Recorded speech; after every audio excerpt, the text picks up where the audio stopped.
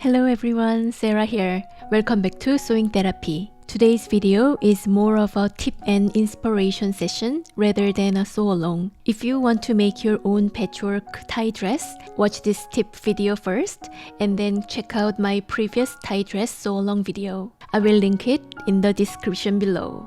First off, thank you so much for loving my patchwork tie dress. Honestly, I wasn't sure what I was doing at first, and I was uncertain about the outcome. But what I love about our sewing therapy community is your enthusiasm for my new ideas. You all give me so much confidence, which I sometimes lack. I really appreciate it. So I want to share some tips with you, especially if you are feeling unsure. Remember, there are many ways to do things, but I will show you my favorite method. Feel free to choose what works best for you from all the options out there.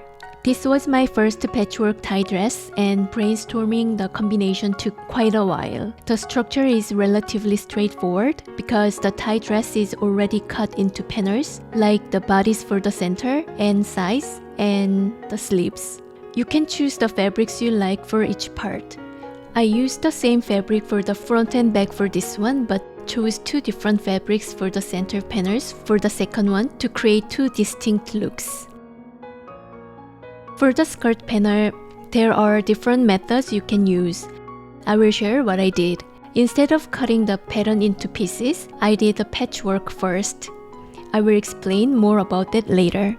I mixed in some black here and there to give a cohesive feel. I used dark colors, but I added some bright tones to keep it from looking too dull. I also varied the length of the fabrics.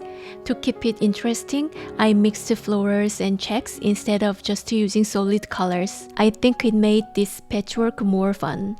Honestly, I started with a lot of planning, but eventually I just went with the flow. Now let me share the process of making my second patchwork dress. The skirt panel is quite large, so I used long strips from my fabric stash. And I created a long strip from the large rectangular pieces in the remnant box. If you are using woven fabric without stretch, you can cut against the grain. I joined these strips together to form a big rectangle to match the skirt panel pieces.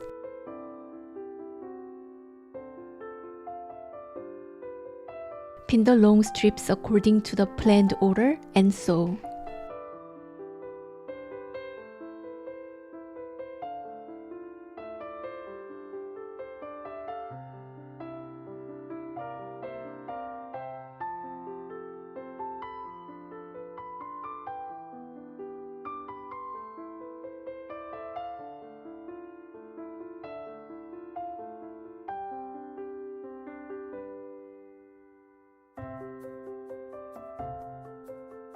You can use narrower seam allowances when making patchwork.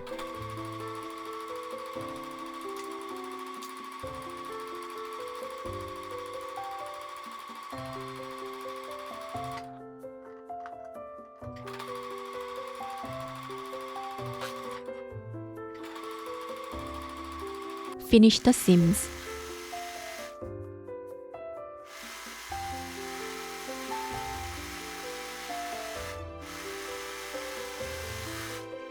Top stitch is optional. I skip top stitching because it can make the skirt a bit stiff and interfere with its flow.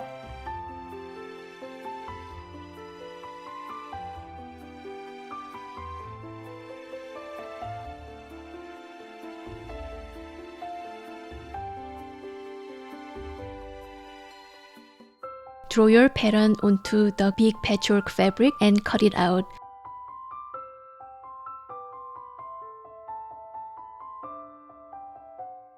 My patterns include seam allowances, so just cut along the lines.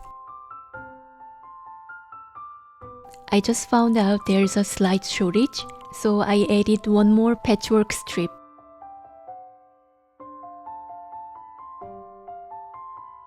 Once your skirt panel is ready, let's move on to the top panels. As I mentioned earlier, the top is divided into several panels, so you can pick different fabrics for each one. If you want a more balanced look, I recommend choosing simpler combinations for the top if your skirt panel is very busy.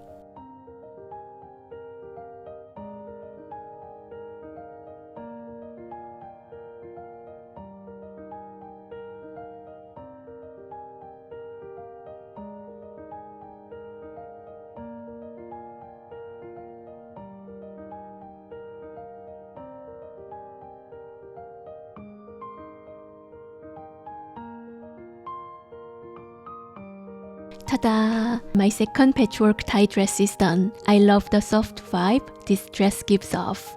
What do you think? Which one do you prefer? Will you try to make one? Tag me and use sewing therapy tie so I can celebrate your creations with you. Gathering all your favorite fabrics together will result in a uniquely your style patchwork. Keep experimenting, stay creative, most importantly, enjoy the process. Thank you for watching and for joining me in creating this patchwork tie dress. I hope you have as much fun making it as I did. I will see you in my next video. 안녕!